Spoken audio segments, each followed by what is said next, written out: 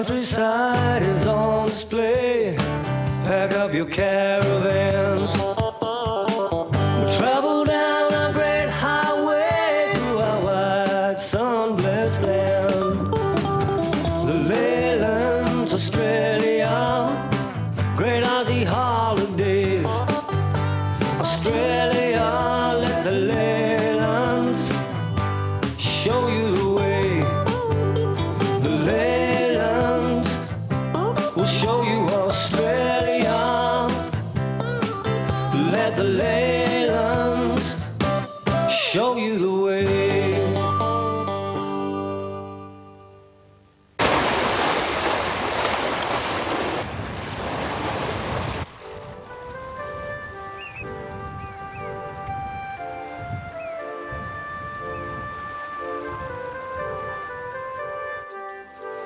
Did you catch any fish? No, not today. Well, it looks like we're just going to have to stay another day.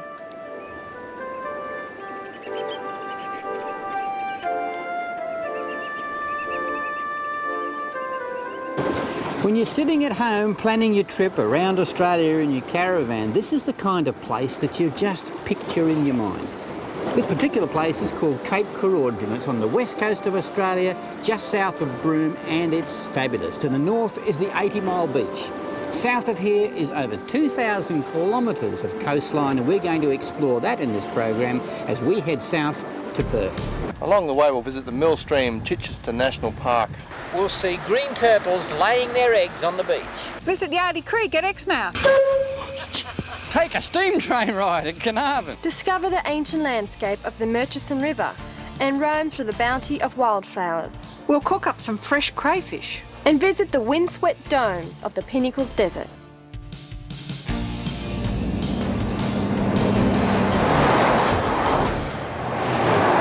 The Great Northern Highway follows the coast most of the way. This is the Pilbara, a wild, isolated part of Australia which first attracted pastoralists in the 1860s. Roebourne on the highway was the administrative centre of the region in the early days. The nearby seaside port of Cossack was the first port established in the northwest coast of Australia. All goods in and out of the Pilbara passed through Cossack. A horse-drawn tramway was constructed to transport both people and goods across the extensive mudflats between Roebourne and the port. Relics from these early days are still scattered about the old town site. Many of the buildings, including a courthouse, have been classified by the National Trust and fully restored. The hotels, grog shops and brothels which once flourished here have gone. Only the sturdy government buildings remain. We leave our caravans at Point Sampson near Roebourne and head 170 kilometres inland to Millstream Chichester National Park. The road is dusty and corrugated, like most in the Pilbara region of Western Australia. Only the occasional pyramid-shaped hill breaks the monotony of seemingly endless spinifex plains which lead to the park. Well, this is one way to break the monotony, I suppose.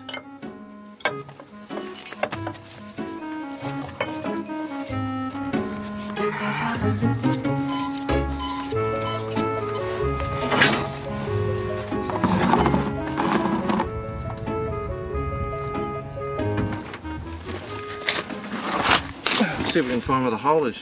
Yeah, right, yeah. Robert. Even you should be able to find this one. Watch it.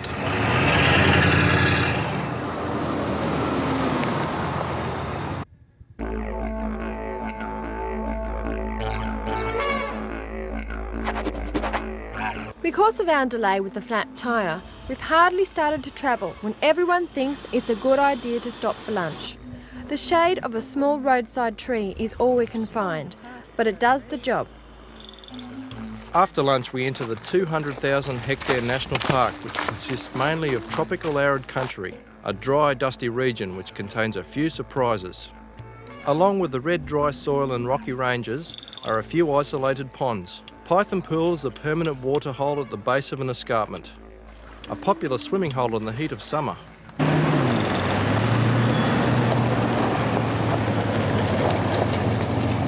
The former home homestead of Millstream Sheep Station now serves as an information centre for visitors to the National Park, where a laid-back group of locals welcome all who drop in.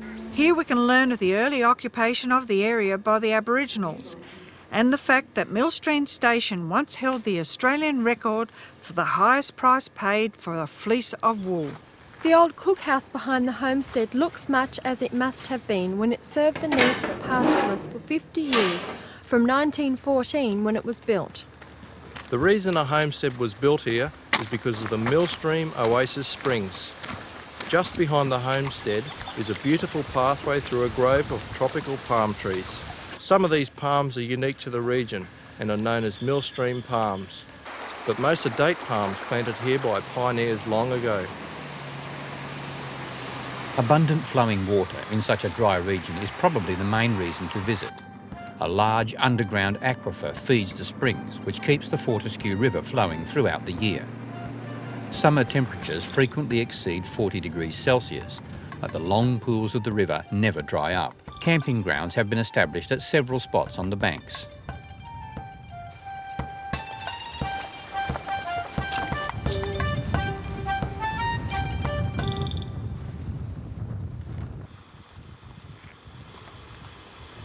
A fabulous place to relax for a few days before resuming our journey south towards Perth. Let the Leylands show you the way.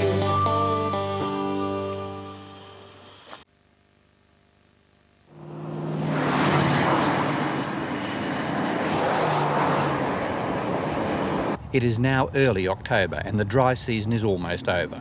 This is the bushfire season when hundreds of scrub fires turn the roadside landscape to black. In a few months, summer rains will quickly rejuvenate the country and the cycle will continue all over again.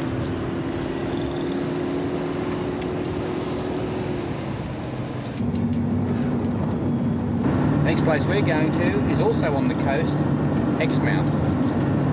About another 5 hours drive from here.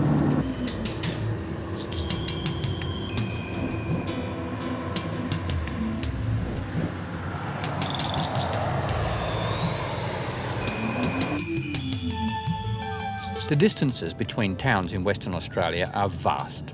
The roads are good, but the roadside scenery can be a little repetitious.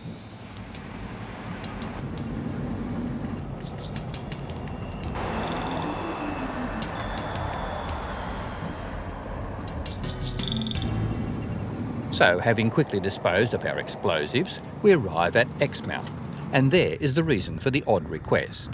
These are very low-frequency antennas used for communication with the United States submarine fleet. The central tower is 388 metres tall and is higher than New York's Empire State Building. Now, we wouldn't want those explosives in the glove box to go off just because the President is talking to one of his admirals, now would we? Exmouth has a modern boat harbour to accommodate the large fishing and prawning fleet. It's situated on a long peninsula with a shallow, more protected waterfront on the eastern side and a western side exposed to the ocean elements. Pebble Beach is a safe swimming spot and is covered with millions of colourful rounded stones. A good place for refreshments before heading into the range of hills which contains the Cape Range National Park. At the foot of the hills we're greeted by a small group of emus. The old man emu keeps a close eye on us as he protects his brood of young chicks. We're following the Charles Knife Canyon Road, which was constructed across spectacular razorback ridges to reach oil exploration fields during the 1950s.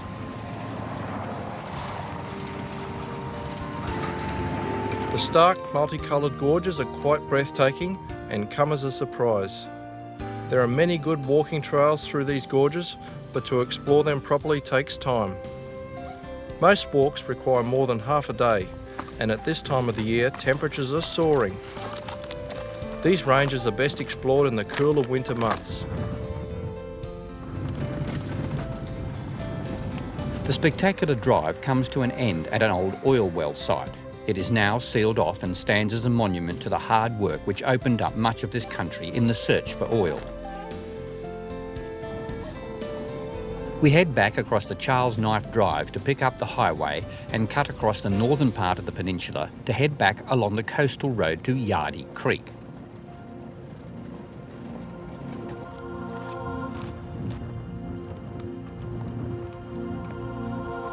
A walking track follows the southern boundary of the ancient Yardie Creek Gorge. Separated from the ocean by a sandbar, the waters of Yardie Creek are trapped, providing a unique coastal environment. The walk along the cliff edges of Yardie Creek is a great way to see the gorge, but it's not the only way. Every day, a cruise boat sets off from the ocean sandbar and travels into the gorge to take visitors alongside the sheer cliffs of the canyon. A big feature of this voyage is the personal commentary. The skipper knows every bird, every nesting site, and can even recognise the individual specimens of the unique and endangered black-footed rock wallabies which dwell in the rock crevices of the gorge. The cruise is a geology lesson as well as a wildlife experience. For another fabulous wildlife experience, we inspect the beaches, for this is the nesting season for sea turtles. They can be seen cruising in the shallows, waiting for nightfall.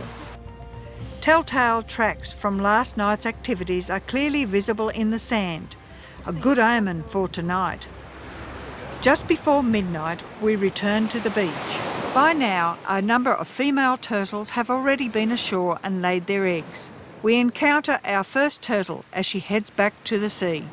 We must move quietly and try not to disturb the turtles too much. Just when we were beginning to think there would be no more, a large green turtle laboriously struggles up the steep sand. After almost an hour's preparation, she's convinced that her nest site is satisfactory and begins to dig a pit into which she will lay her eggs. Astoundingly, the rear flippers, normally used for efficient swimming, become delicate hand-like limbs. The egg pit is bell-shaped, and the sand must contain just the correct amount of moisture in order to hold its shape until she has finished the laying process. Unlike bird eggs, turtle eggs have a soft, leathery skin. They can survive the long drop into the pit, where they will remain to incubate with no more than the heat from the warm summer sun. Now, once these turtles are committed to actually laying their eggs, it's okay to stand fairly close to them like this. She can't stop now. In fact, she's going to lay quite a lot of eggs in that hole, sometimes up to about 100. At the moment, she's nearly finished. She's about 2/3 of the way through. She's fairly exhausted. All she'll have to do now is cover it up, crawl back in and return to the ocean. Amazingly, this giant began life as a small 70mm hatchling on this same beach, who knows how long ago. This encounter is one of nature's great wonders, and an appropriate one. The Northwest Cape and offshore islands are one of the world's major breeding areas for sea turtles. Show you the way.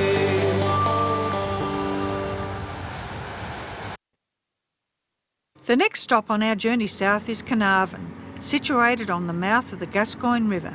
This is the commercial centre for the whole Gascoyne district and supports a large fishing and pastoral industry. The west coast of Australia has very few good natural harbours, which presented a problem for early settlement.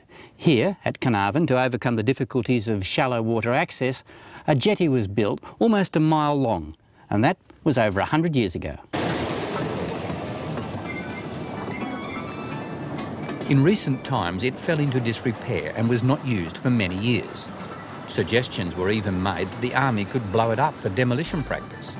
Local volunteers have since repaired the tramway line and reintroduced the tram as a tourist ride.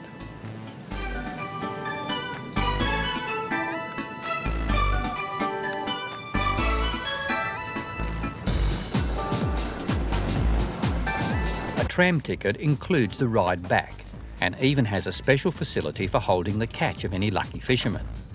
The locals tried to tell us this was not an exceptional fish, but it's hardly a sardine either, is it? If steam trains are more your style, then they have one of those here too.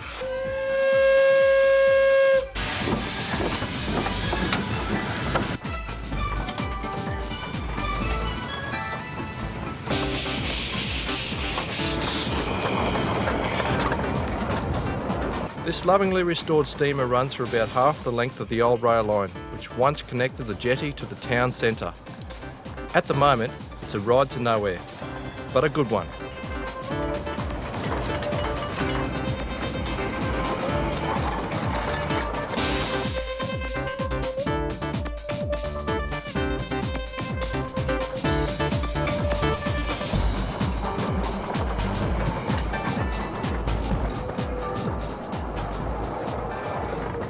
On a hill on the outskirts of town is a huge satellite antenna almost 30 metres in diameter. Built in 1966, this antenna played a major role in the United States space exploration programs of the 1960s and 70s. Signals from Apollo 11 in July 1969, when Neil Armstrong walked on the moon, were received and retransmitted through this facility. No longer in use, it stands like a monument to space exploration.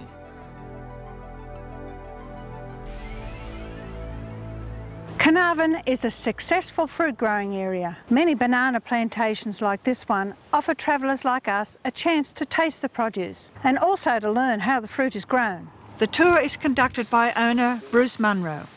With bananas, like I said, they're nothing like a normal fruit tree, and the main difference is, which very few people realise, each one of these plants only ever grows one bunch in its life. Yes. We harvest all the fruit mature green. See that bunch just there? That's very close to the stage we harvest them.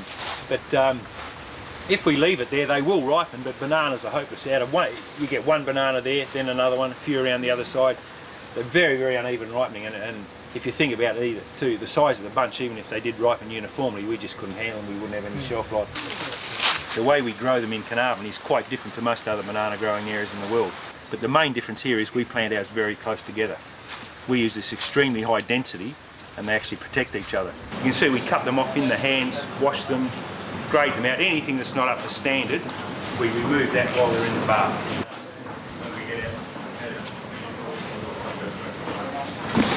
Strong winds buffet Carnarvon for about 8 months of the year, creating rough seas and big swells offshore. These conditions provide for some spectacular effects off the coastline just north of town. The journey north takes us across large clay plains encrusted with crystals of salt.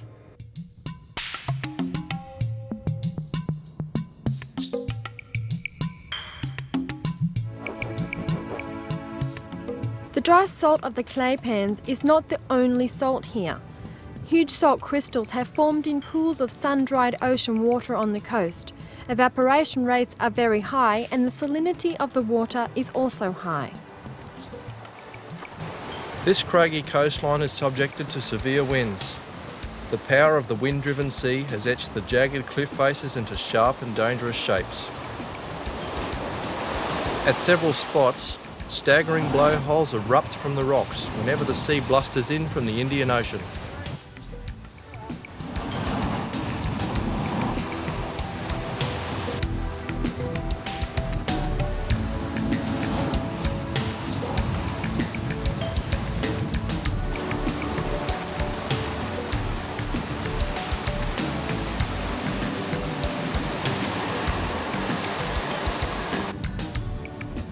We follow the coast road further north from the Blowhole region. We're headed for a spot 120 kilometres north of Carnarvon to a shipwreck site.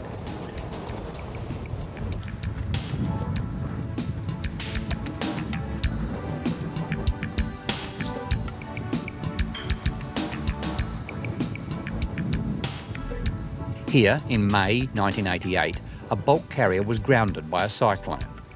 The ship, the Korean Star, was driven into the cliff face by Cyclone Herbie. The huge ship broke into two sections. Finally, some holes were blown into the sides of the hull to settle the vessel on the bottom. The high salinity of the water and rugged seas have since broken the ship into many small fragments. The ocean is rapidly consuming all traces of the ship. Let the Leylands show you the way.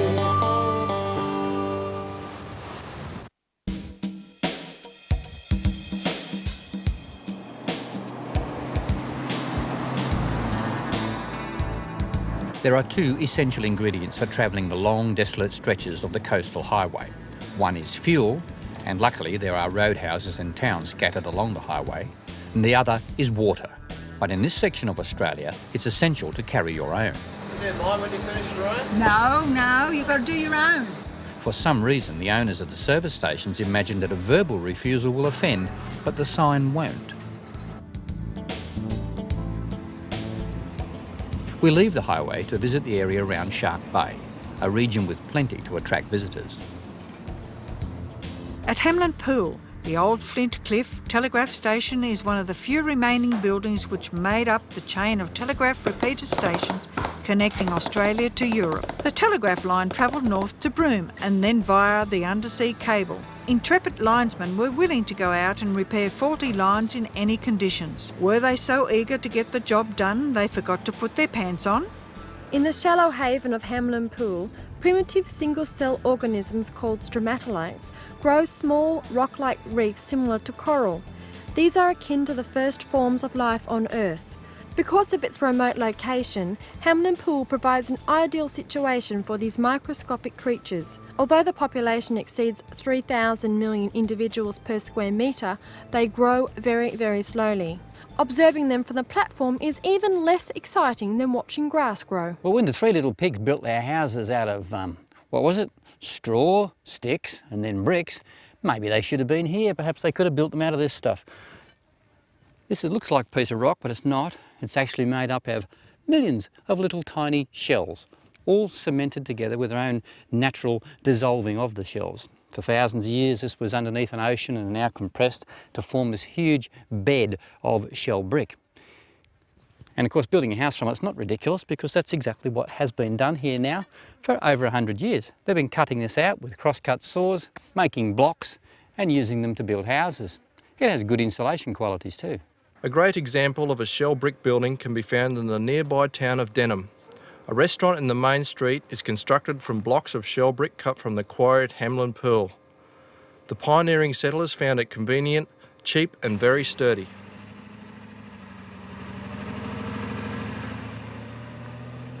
Denham is a pretty seaside spot and the main town of the region. It is a popular fishing spot for both professionals and amateurs. Strong winds which blow along this coast often give the skippers of the fishing vessels a lot to contend with. So a protected harbour has been constructed to sit out the winds. The ever-present onshore winds have been put to good use. In the sandhills at the back of town, 3 very tall wind-driven turbines generate power for the whole town. Good quality drinking water has always been an impossibility in this part of Western Australia. The early pioneering settlers found bore water and they used that for their stock. They also had to drink it, but it's very salty. And here at Denham today you can get good water, but this has to go through a special desalination process to get rid of all the salt.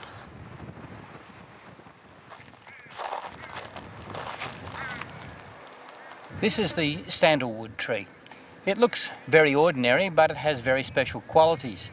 The wood from this tree was a very valued product in the 1800s, and in fact cutting this down and exporting it was a big industry.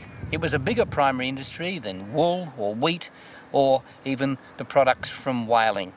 These particular trees are rather special. They can be cut and then left for a few years and they regrow again. Most sandalwood trees, in fact, were ripped out by the roots, but this particular species can actually handle being cut back and then it regrows. To learn more about the strongly fragrant sandalwood, we visit wood turner Bernie Kelly, who has a shop in the main street of Denham. Free sniff of sandalwood? Certainly. How do you like that? That's Shark Bay sandalwood. This particular sandalwood is found only here in Shark Bay. Yeah. It takes anything from 70 to 90 years to grow to this size diameter of trunk. Yeah, and it's shipped overseas. They ship out of here something like 20 tonnes a year from this general territory. Yeah, well, while fencing out in the station country, we'd stop for a spell and sit under a tree in the shade, and it was 50 plus degrees then. We'd be sitting under there with our water bag, having a little swig, and the breeze would come up and it would bring this beautiful perfume across the country to us, and that was my initial love with sandalwood.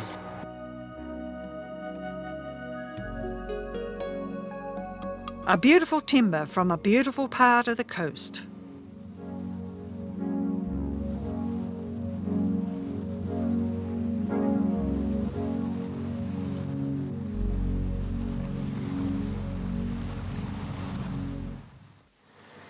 Just north of Denham, on the old Perron homestead property, artesian water is pumped to the surface with wind pumps.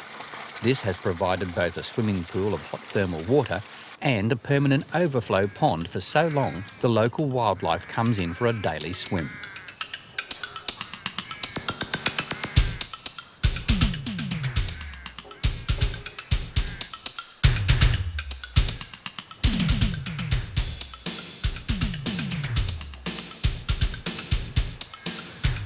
This group of emus obviously regard the water as their own.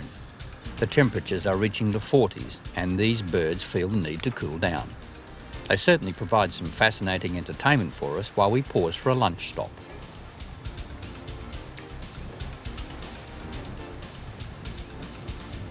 Next stop is also to experience a wildlife encounter, but this time with creatures of the sea.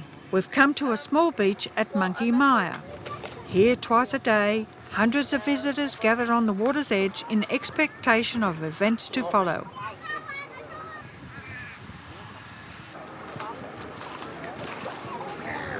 Many have travelled halfway around the world to be here. Hello, I'm Silke from Germany, from the southwest, and I'm going to stay about 3 months here in Australia. Hi, my name is Lorna and I'm from Galway in the west of Ireland. My name is Karen. I'm from Suffolk in England to see the dolphins. Come all this way to see the dolphins. Hi, I'm Julie. I'm from Melbourne. And I'm Denise and I'm from Melbourne as well. Hi, my name is Gregor Conning. I'm from Switzerland. It's almost like a religious ceremony. And the object of all this attention is a group of wild dolphins which come in from the sea every day. Then, right on cue, the dolphins arrive. But these are not trained dolphins like those seen in SeaWorld performances.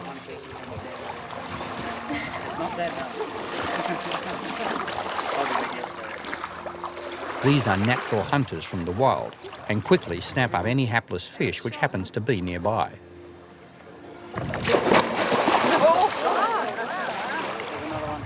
The dolphins don't actually know who's coming down to feed them, so it gets very, very confusing for them. So if you stand right back up on the beach, it's a lot better for everyone.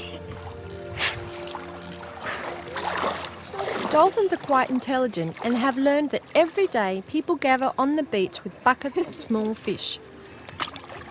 A big thrill for the visitors is the chance of being selected to hand feed one of these wild creatures. Okay, we've still got a couple to go yet.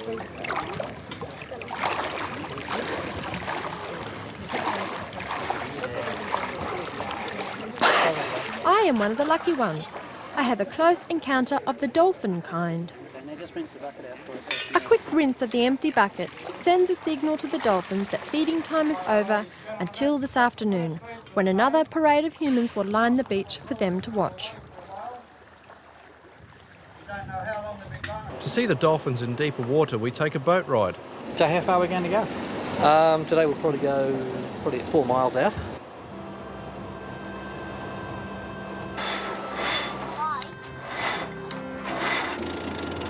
Okie doke.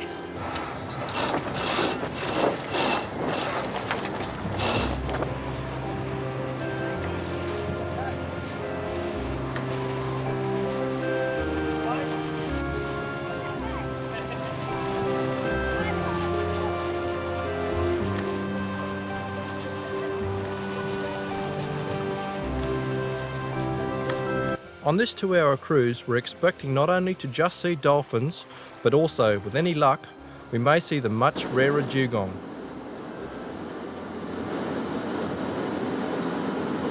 Hey Mum, see the dolphins? Everyone is quickly dolphined out. For the rest of the afternoon, the search is on for a dugong.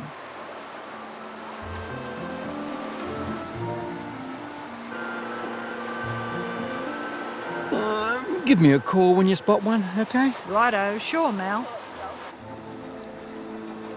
And there it is, a dugong, a seagrass grazing mammal with a mermaid-like tail. Too quick. Sorry, Mal, you missed it.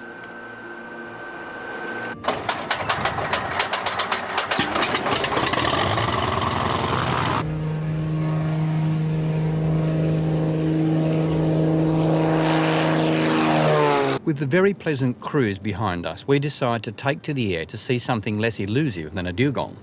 The spectacular coastline of the region around Shark Bay can only truly be appreciated from a viewpoint like this. Huge rolling sandhills like Sahara dunes abut the coast. Here, the desert truly meets the sea.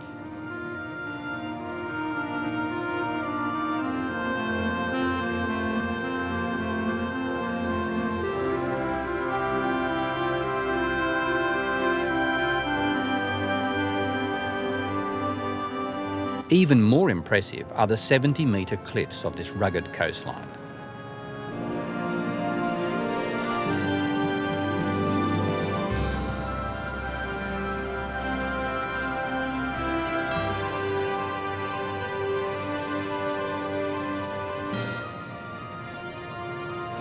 This is a major milestone on our great caravanning adventure around Australia, for this is the most westerly point of the Australian mainland.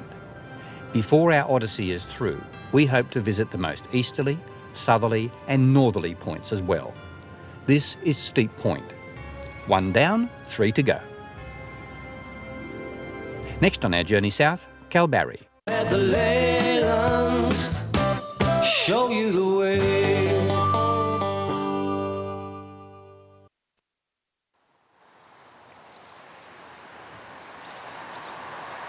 Kalbarri, nestled on the shore of the Murchison River, is one of the highlight destinations of any trip along the west coast of Australia. This peaceful little creek is Wittakara Inlet and it's just south of Kalbarri. Now, it may not look like much, but in fact, it played a significant part in Australia's early history. In 1629, 2 men came ashore here and became the first permanent settlers in Australia. In fact, it wasn't their decision. They were put ashore by the captain of their ship, the Batavia, for their part in a mutiny. It's unrecorded what happened to these men, but it's a pretty fair guess that it didn't last all that long. If the hostile environment didn't get them, then the Aborigines probably did. It was over 250 years before white settlers truly arrived in the Kalbarri region. A well-made sealed road provides easy vehicle access to the jagged, time-worn coastline of the 100-metre cliffs just south of the town. These cliffs contain some of the most spectacular coastal gorges anywhere on the west coast. Lookouts constructed at strategic points allow all visitors to take home a snapshot just like the postcards. Did you want a muesli bar, Robert? Yes, please. You have to go and get it. Well, there's a shop back in town if you want a muesli bar. Refreshed with a cup of hot tea, but no muesli bars, we continue to explore the coastal gorges of Kalbarri. Some of these gorges, like Eagle Gorge, contain a delightful sandy beach. A pristine part of the coast, unchanged since the 17th century when the first white men set foot on Australia's shore.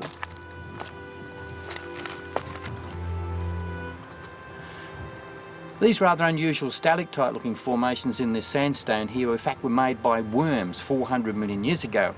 It was then soft sand and they burrowed holes down into the sand. Now as the sand level rose, they backfilled the hole, and that sand that was in the hole was in fact compressed, much more so than the sand around it. It finally formed into a block of sandstone. Erosion has now eroded it away, and these are the harder parts, so they're left sitting there, a bit like stalactites. Interesting to think that worms created those so long ago. Kalbarri contains evidence of other creatures which lived here long ago. Footprints made in the soft sand of the seabed with the paddle-like feet of an ancient sea crustacean are clearly visible in the sandstone. The Murchison River, upstream from Kalbarri, has carved one of the most spectacular sandstone gorges in Western Australia. This dramatic landscape is the result of millions of years of geological formation. Red, cream and white bands of sandstone were laid down 400 million years ago. At one spot, the erosive forces of the river have carved an almost circular path, creating what has become known as the loop. Given another million years or so, the loop will probably disappear when the river cuts through the narrow range of sandstone presently separating the river from itself. The Aboriginal word for this 8-kilometre loop is Woolloomooluk Turinga. I think we'll just stick to the loop. There is no clearly marked trail, but for people of average fitness, it's no trouble to scramble down to the river level. A fascinating feature in the weathered cliff faces are the rainbow rock effects of Tumlagoota sandstone. The sandstone here is so soft that most of this weathering has occurred from wind and rain. A quick walk through the roadside scrub of the sandy country around Kalbarri reveals many things. The fierce-looking thorny devil lizard is quite harmless, unless you happen to be an ant. Ants are their only diet. And wildflowers are in bloom everywhere. Laraine? Cute, isn't he? Yeah, he's sharp. Oh, I bet he is. Ah, the one we saw that last time was more red than that. It was in the red sandhills though. Yeah, well, they changed their colours a bit, yeah. It's all yellow to go with this. Okay, mate, time to go back to the bush. Now, don't try and cross the road again, will you? It could be a big truck next time it doesn't see you. Here you go.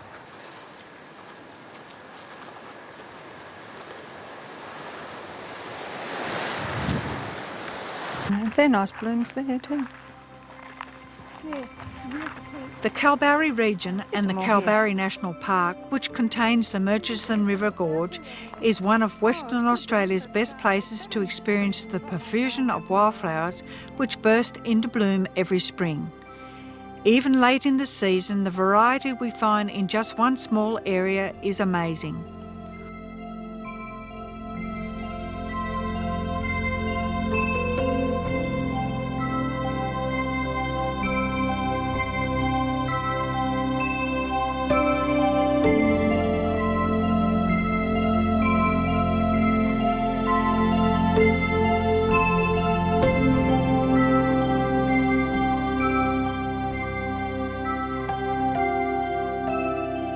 All wildflowers in Western Australia are protected and must not be picked.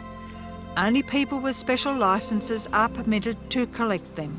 Anyone wishing to take home a souvenir of the wildflowers can buy dried specimens made up into a variety of flower arrangements. The end of the wildflower season coincides with the start of the crayfishing season. It doesn't take much encouragement for Laraine to go shopping on the Fisherman's Wharf. It's great to have a mother-in-law who can actually cook. These are fresh. These are caught this morning. Really fresh.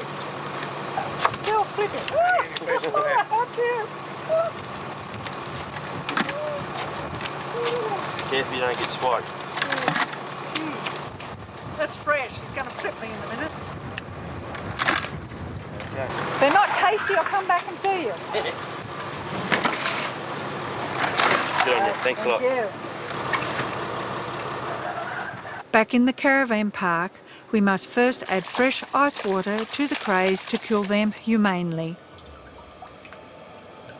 Then I cook them for about 8 minutes in boiling salt water. Now, to prepare the meal. I have 4 crayfish. 2 of them I'm serving with a chilli dipping sauce, the other 2 with a cheese sauce, sometimes called a thermidor. This is a bit slow and messy, but it's worth it in the end.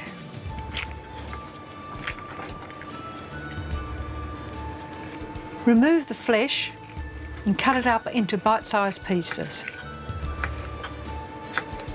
Melt the butter in the saucepan and then add the shallots. Just cook that for a few minutes. Add half a cup of white wine. Let that reduce by half over hot heat. I've made a white sauce, and once the wine has reduced a bit, I add the white sauce, 300 mils of cream, stir that around, add salt and pepper and half a teaspoon of seed mustard. I'm adding 90 grams of grated cheese and stir that until it's melted.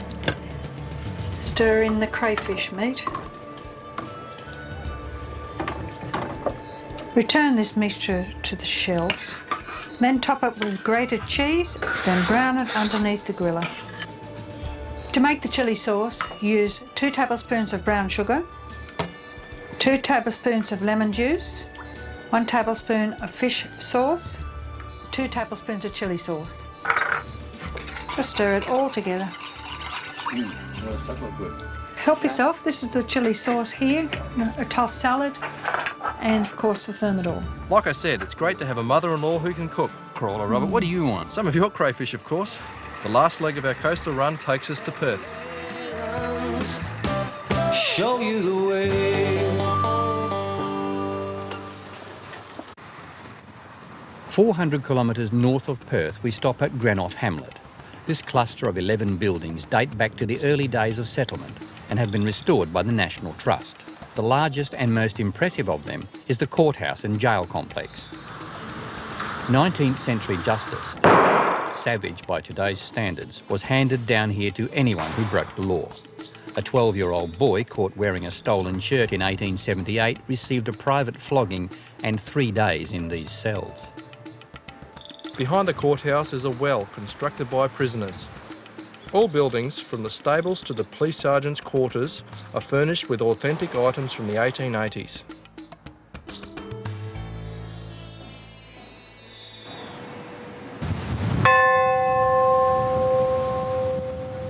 St Peter's Catholic Church, built in 1908, is the only building still used for its original function.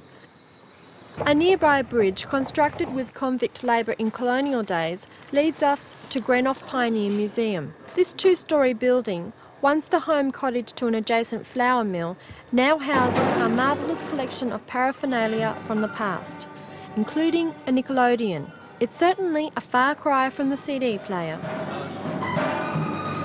We decide to rest up at the Greenough River Mouth Caravan Park before heading south. It's the weekend and we happen to time it just right for a special event. The unusual thing about this caravan park is that every second Sunday part of it is transformed into a craft market.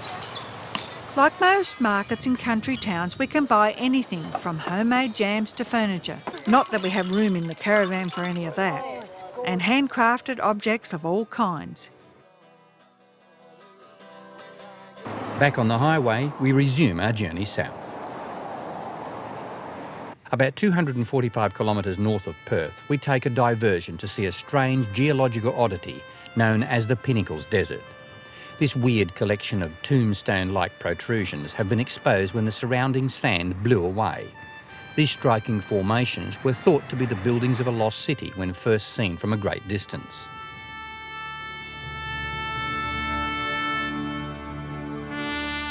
A one-way loop circuit track leads through the pinnacles. There are many vantage points where people can leave their vehicles and walk among the strange stone edifices.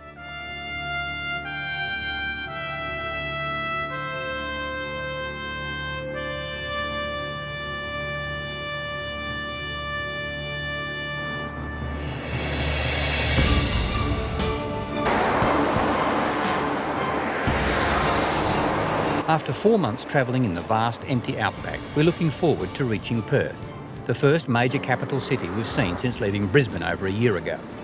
A significant event in our caravanning journey around Australia.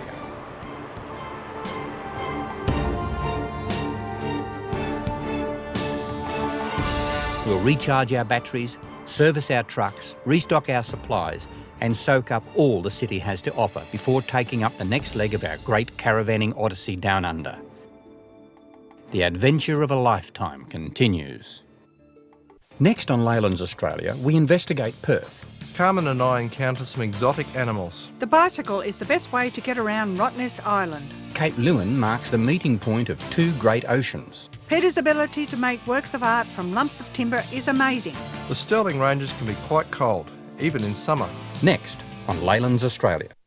Our countryside is on display. Pack up your cab. For great travel information, why not collect Leyland's Australia, the magazine? A new one will be in your newsagents every 3 months. If you like our TV shows, you'll love the magazine. Leyland's Australia, great Aussie holidays. Australia, let the Leylands show you the way. The Leylands will show you Australia. Let the Leylands show you the